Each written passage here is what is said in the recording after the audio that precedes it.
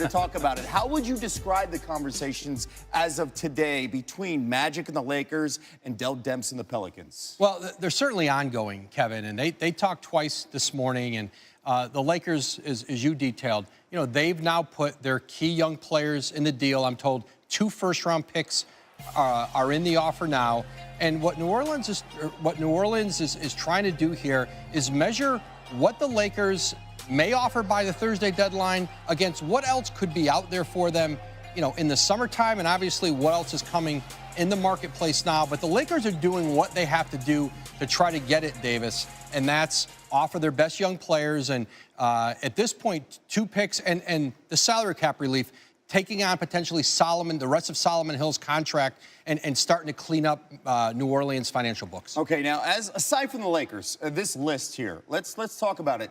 The Knicks, the Bucks, and the Clippers, how do they fit in these conversations this week? Well, the Knicks made an offer to the Pelicans for Davis, and they offered Kristaps Porzingis as a centerpiece of their package. New Orleans said no, and they moved on. They ended up trading him to Dallas, obviously. They're not in a position to do a deal right now. They might be in the spring if they get the #1 pick. They got a 12.5% chance of getting that if they're one of the worst teams. But the Bucks and Clippers, certainly are both teams, the Bucks, best team in the East, Clippers, potential, a potential team in the West that could be real active in free agency this summer. But neither team right now has a pathway, has the kind of assets needed to do a deal for Anthony Davis. The focus for Rich Paul, his agent, and for Davis is still, getting to the Lakers here in the short term. But the door is open elsewhere except for Boston. You mentioned short term except for Boston because they are playing the long game now. They're not on this list. How does that impact the Celtics' interest and this pursuit for Davis? Well, Boston's interest has been undeterred by where they have told they fit in Anthony Davis's mind. And they can't trade for him until technically July 1. They could certainly get involved in talks after the season. And Boston's focus, listen, they want to pair Anthony Davis with Kyrie Irving. And even if Kyrie Irving wasn't going to be in Boston, if it came to that, they still want to trade for Anthony Davis. But if the Pelicans do a deal with the Lakers or somebody else between now and Thursday, Boston may not get to the plate on it. All right, the Celtics, again, unable to make a trade until July 1st as long as Kyrie Irving is on the team's roster. Woj, thank you so much. And then there's this. It's only a matter of time to the drama with a LeVar Ball quote. He talked to Ohm Youngmisuk about a potential trade involving his son, and he said, "We want to be in L.A., but if he's traded, I don't want Lonzo in New Orleans.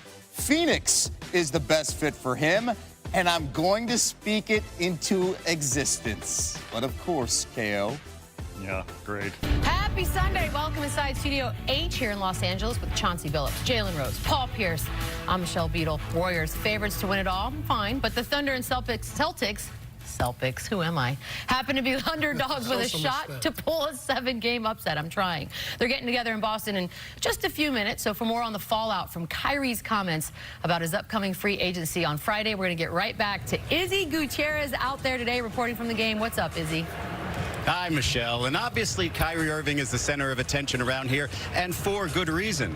But from the Boston Celtics perspective, nothing's changed. The New York Knicks made a trade, and all of a sudden, people are asking Kyrie questions that he addressed over the summer.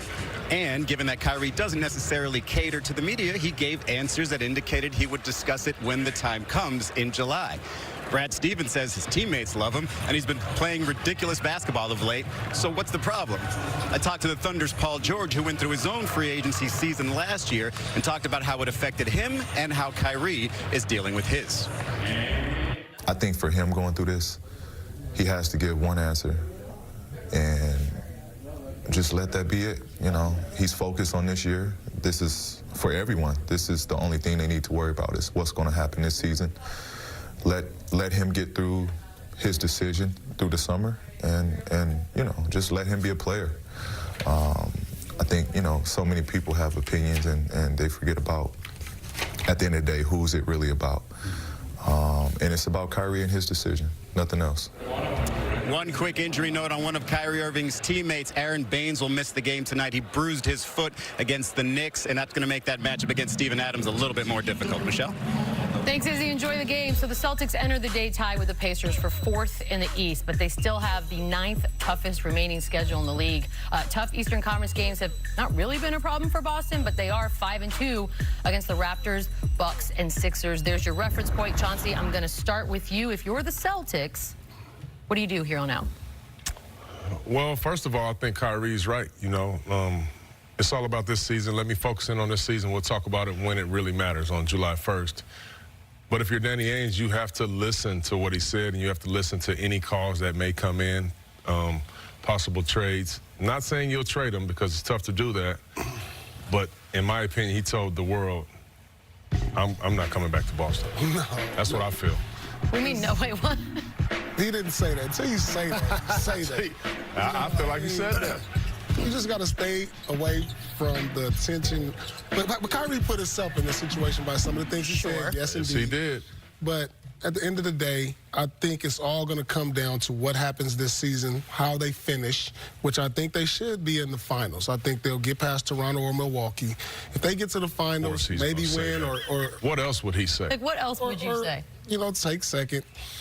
It's all going to come down how the end of the season. Take second. Man, they just got to get to the finals, period. Yeah, like that's and I think he easy resigned thing to... because the grass is not always greener on the other side. Oh, it's not. Going to New York doesn't mean you're going to be better. Going to LA doesn't mean you're going to be better. So let's get through this season. Spoken like a true Boston Celtic that has his number hanging in the rafters. I know you don't want him to leave, Paul. Oh, buddy. But he changed his answer from the preseason.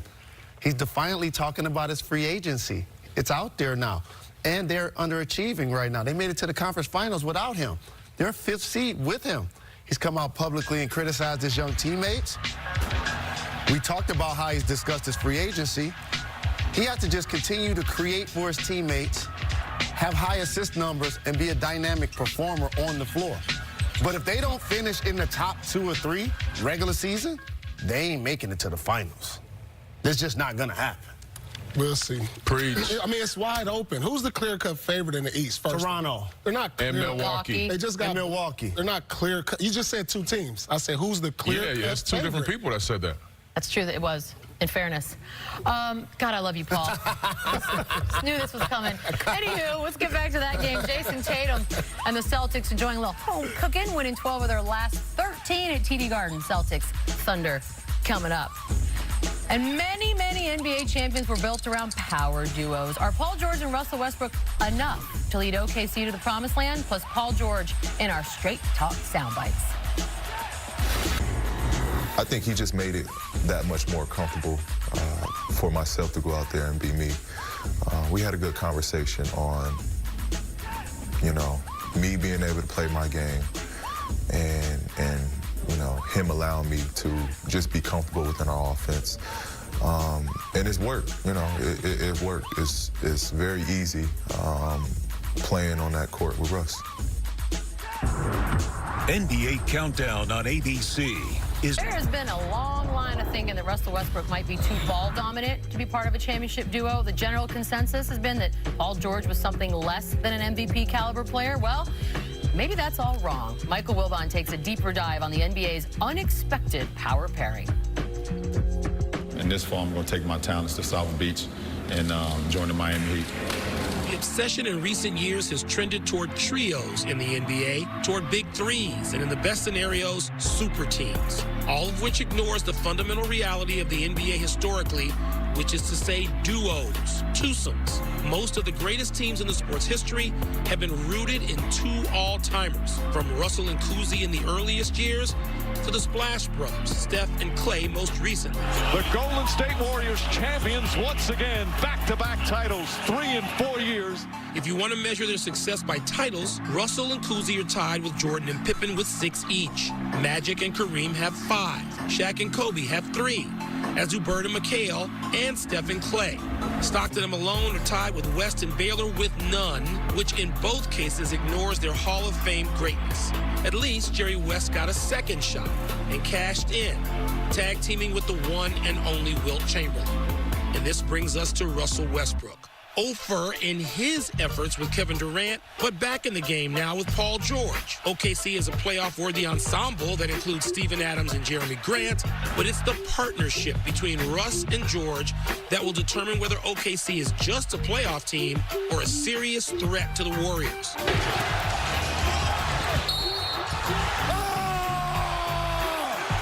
And while it's prolific offense that usually defines great duos, it's their disruptive defense which is becoming signature. Take two is the NBA equivalent of pick six. Nobody in the league today is as good at take two as Russ and George, who score a league-high 10 points per game that way. There's a steal by Paul George. Over the air, and throw it down. George is averaging a career high in points, rebounds, and steals.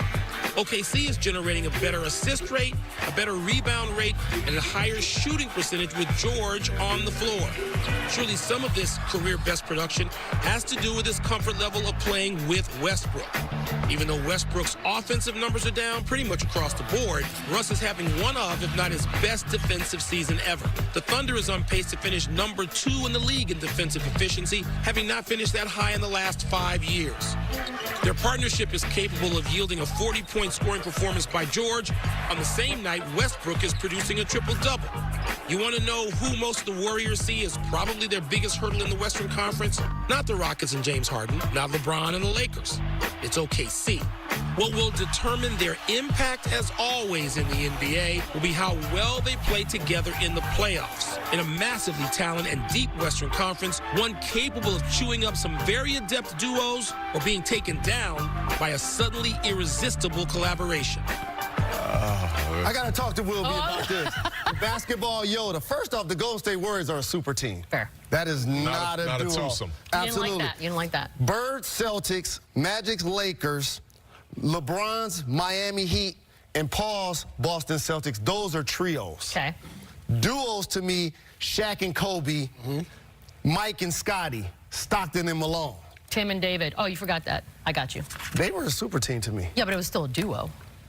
That team was a super Manu. team? No, that's When they came late. Yeah, Good it was point, like, good that was, point. Okay. I got y'all, Okay. San Antonio. I got y'all. Their distinction. Like that, but that, by the way, the fact that the Golden State Warriors themselves think OKC is the biggest threat, you have obviously been saying that for a while. Why?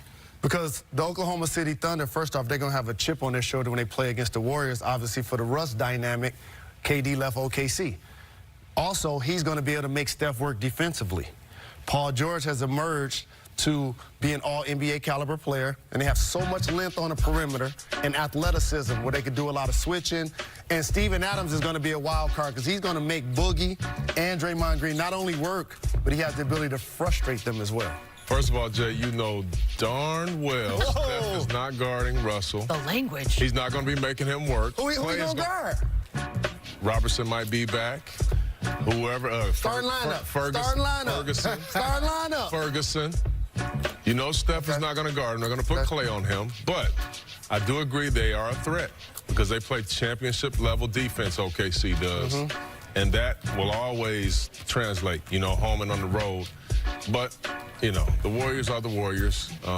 There are a few threats. OKC is one. Okay, in a perfect world, you could put anybody or any piece on this OKC team that would make them legit head-to-head competitors. What would it be? Oh, man. I mean, I just think that they lack some superstar. shooting You need another Another superstar. superstar. to be able to compete. Golden State raised the bar. You know, it went from an era of 2 superstars you needed to 3. Now you need 4 in this era to beat the Golden State Warriors. And it's impossible for any other team in the NBA to get that 3rd, let alone a 4th. So they basically need Kawhi or something like that. Absolutely. If you want to compete with the Golden State Warriors, that's what you need. I mean, the Golden State Warriors are putting out pretty much 4 to 5 superstars. I think the West is closer to the Warriors than everybody realizes. I believe if Chris Paul didn't get injured, they would have lost last